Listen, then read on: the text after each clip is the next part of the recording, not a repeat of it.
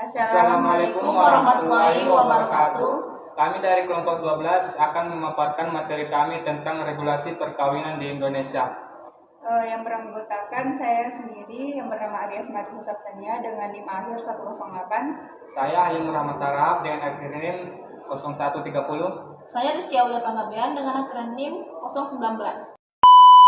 Baiklah, di sini saya akan menjelaskan tentang sejarah lahirnya Undang-Undang Perkawinan.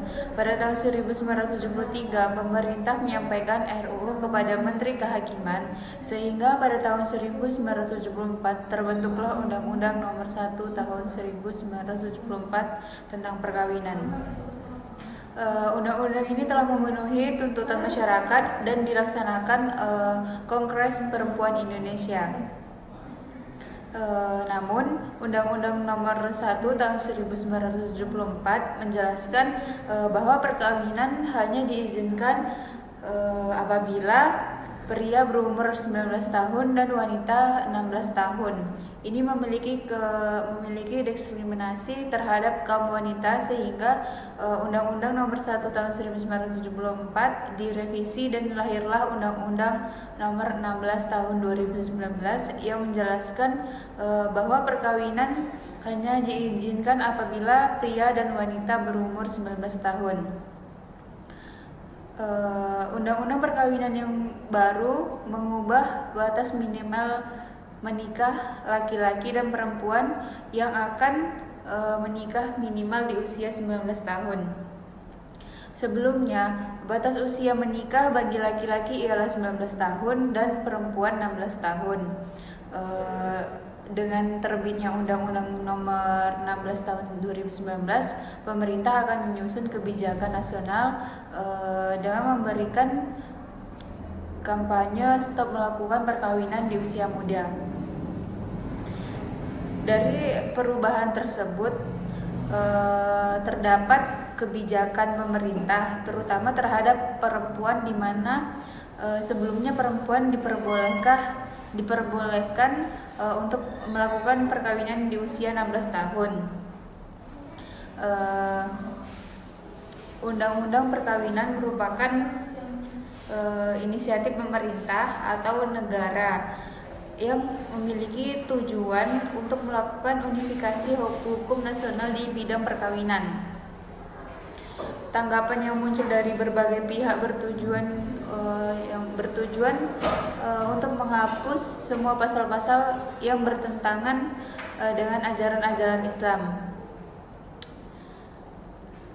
Umat Islam memberikan reaksi keras, misalnya ormas-ormas Islam, tokoh-tokoh Islam, dan demokrasi mahasiswa. Materi konflik berangkat dari substansi hukum yang bertentangan dengan hukum Islam, di mana disimpan ada dugaan bahwa undang-undang tersebut disusun orang-orang aktivis agama tertentu dengan sasaran menjalankan misi agama tertentu. Umat Islam menganggap bahwa kegiatan perkawinan adalah ibadah sehingga pemerintah wajib menjamin pelaksanaan ibadah warga negaranya. Sesuai dengan pasal 29 ayat 2 Undang-Undang Dasar 1945 secara umum, prinsip pokok dalam hukum Islam adalah pertama, meraih kemaslahatan dan menolak kemafsadatan, dan yang kedua yaitu memberikan kemudahan dan menolak kesukaran. Pembaruan hukum keluarga di negara muslim lainnya, terutama Turki dan Mesir, pada masa modern memberikan kontribusi pembaruan di Indonesia.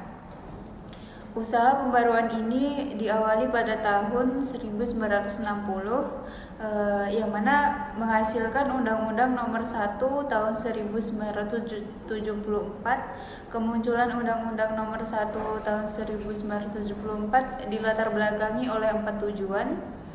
Yang pertama yaitu membatasi dan bahkan menghapus pernikahan anak, dan yang kedua yaitu membatasi pacaran. Pembaruan hukum keluarga di negara muslim lainnya, terutama Turki dan Mesir, pada masa modern memberikan kontribusi pembaruan di Indonesia.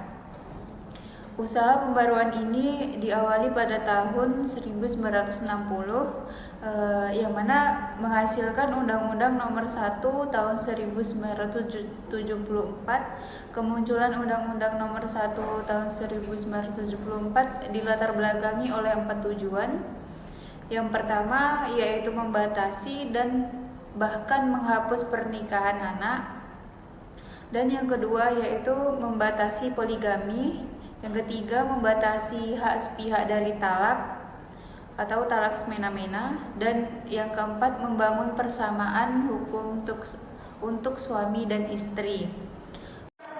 A. Perkembangan dan perubahan undang-undang perkawinan. Usia pernikahan merupakan aspek terpenting dan sangat diperlukan ketika mempertimbangkan sebuah pernikahan. Dari aturan hukum, dalam Undang-Undang Nomor 1 Tahun 1974 diamanatkan bahwa perkawinan harus terjadi pada tahap kedewasaan yang meliputi kesiapan biologis dan psikologis. Batas usia menikah dalam Undang-Undang Nomor 1 Tahun 1974 tentang perkawinan. Batas usia menikah yang termasuk dalam Undang-Undang Nomor 1 Tahun 1974 dijelaskan pada pasal 7 ayat 1 dan 2. Sebagaimana perkawinan hanya diizinkan bila pihak pria mencapai umur 19 tahun dan pihak wanita sudah mencapai usia 16 tahun. Dalam hal penyimpangan, dalam ayat 1 pasal ini dapat diminta dispensasi kepada pengadilan atau pejabat lain yang diminta oleh kedua orang tua pihak, pria atau wanita. B. Batas usia menikah dalam Undang-Undang Nomor 16 Tahun 2019 tentang perubahan atas Undang-Undang Nomor 1 Tahun 1974 tentang perkawinan. Undang-Undang Nomor 16 Tahun 2019 mengubah norma pasal 7 menjadi perkawinan hanya diizinkan apabila pria dan wanita sudah mencapai umur 19 tahun. Dalam hal terjadi penyimpangan terhadap ketentuan umur sebagaimana dimaksud pada ayat 1, orang tua pihak pria atau wanita dapat meminta dispensasi kepada pengadilan dengan alasan sangat mendesak disertai bukti-bukti pendukung yang cukup. Pemberian dispensasi oleh pengadilan sebagaimana dimaksud pada ayat 2 wajib mendengarkan pendapat kedua belah calon mempelai yang akan melangsungkan perkawinan. Perubahan pasal 7 ayat 1 Undang-Undang Perkawinan merupakan bagian dari amanat konstitusi, khususnya pasal 27 ayat 1 Undang-Undang NRI tahun 1945 pasal 7 ayat 1. Penyamaan batas usia pernikahan perempuan dan laki-laki pada usia 19 tahun juga berkesesuaian dengan kerangka asasi manusia yang telah menjadi bagian di politik hukum Indonesia. Perlu adanya batas yang jelas agar penyimpangan terhadap usia minim tidak mudah dilakukan. Usia 16 tahun bukanlah usia yang tepat untuk melakukan perkawinan. Bagian aktivis perempuan karena usia 6 tahun adalah usia di mana seharusnya anak masih mengikuti pendidikan sesuai dengan cita-cita perintah yang tertuang dalam Undang-Undang Nomor 20 2003 tahun tentang pendidikan nasional. Undang-Undang Pendidikan Nasional yang mewajibkan adanya wajib belajar 12 tahun. Pasal 7 ayat 1 terkait usia perkawinan. Perempuan yang masih mematok usia 16 tahun adalah bentuk perbedaan terhadap salah jenis kelamin, yaitu perempuan, yang mana di dalam Undang-Undang HAM pasal 1 ayat 3 hal tersebut masuk dalam salah satu bentuk diskriminasi bahwa kematangan fisik dan mental kedua dalam mempelai yang merupakanlah yang sangat penting karena adanya perkawinan, kedewasaan dan rasa tanggung jawab yang besar sangat diperlukan dalam membentuk keluarga. Kedewasaan ini diaplikasikan dengan toleransi yang sejajar dan menganggap pasangan sebagai mitra, sehingga komunikasi dalam rumah tangga tersebut berjalan sesuai dengan harapan.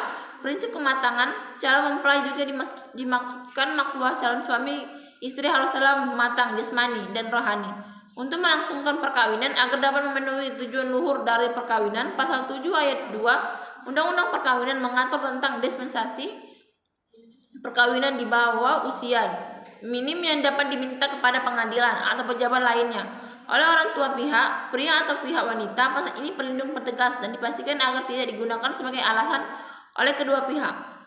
Orang tua mengawinkan anak-anak mereka yang masih di bawah umur, pencegahan untuk menghina dari penyimpangan batas usia minim dan untuk mempromosikan perkawinan di atas usia minim dalam berbagai bentuk kegiatan. Upaya-upaya afirmasi terhadap anak-anak yang melangsungkan perkawinan di bawah usia minimal dalam bentuk pertama, perlindungan hak-haknya seperti hak untuk melanjutkan pendidikan. Kedua, pendampingan khusus dalam bentuk pelatihan menghadapi kondisi perkawinan dalam usia muda dan dampak dari perkawinan atau kehamilan dan pengasuhan anak. Ketiga, bantuan khusus ekonomi, sosial, dan psikososial bagi anak-anak yang masuk dalam kondisi penyimpangan.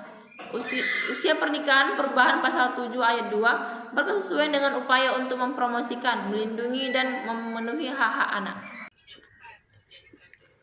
Pada dasarnya, perlindungan anak bertujuan untuk menjamin terpenuhinya dua hal, yaitu hak anak dan kesejahteraan anak.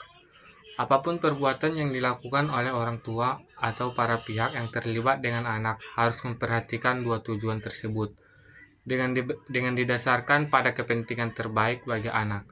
Dalam hal ini, yang dimaksud hak-hak anak adalah sebagai kebutuhan dasar yang seharusnya diperoleh anak untuk menjamin kelangsungan hidup, tumbuh kembang, dan perlindungan dari segala bentuk perlakuan salah, eksploitasi, dan penelantaraan terhadap anak, baik yang mencakup hak sipil, ekonomi, sosial, dan budaya. Undang-undang perkawinan hanya mewajibkan pengadilan mendengar keterangan orang tua dalam permohonan dispensasi kawin. Karena itu ada Perma nomor 5 tahun 2019 yang mengacu pada konvensi mengenai penghapusan segala bentuk diskriminasi terhadap perempuan. Undang-Undang Perlindungan Anak dan Perma nomor 3 tahun 2017 tentang pedoman pengadilan perkara perempuan berhadapan dengan hukum sangat penting untuk menjamin pelaksanaan sistem peradilan yang melindungi hak anak. Pasca perubahan lonjakan permohonan dispensasi kawin yang maksud di pengadilan mengalami peningkatan yang signifikan. Perkawinan usia dini di Indonesia secara umum amatlah sangat tinggi. Permohonan dispensasi kawin yang masuk pada tahun 2017 sebagai 13.103, tahun 2018 sebanyak 13.822, dan tahun 2019 sebanyak 24.864, dan tahun 2020 sebanyak 64.196.